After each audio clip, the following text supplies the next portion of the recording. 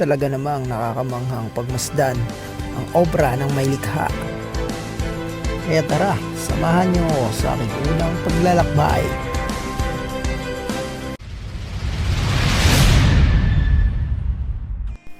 At yan, tinuro na nga ng aking kaibigan kung saan kami dumaan. Sa Jowen nga pala. Pagdating namin ng entrance, talagang nakakagulat. Naman si nanay kagagaling sa taas pero parang hindi pinagpawisan. Nung nabuo na nga aming grupo, nagsimula na kami maglakad matatag. Pagkalipas na isang oras sa paglalakad ay narating din namin ang tuktok. At ito ang view na inyong makikita sa taas.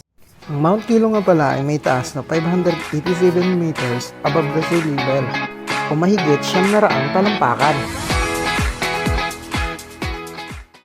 Pagkatapos naming ma-enjoy ang view sa taas, nakapag-desisyon na aming grupo na bumaba na, pero sa kabilang bundok kami dadaan.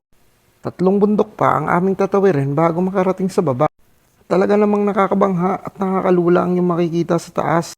Tingnan mo tong si ate, may pabuhis buhay photoshoot pa. Ate, ingat-ingat lang po. At talaga namang napaka-challenging ng daan na to. May palubid na para kang isang sundalo.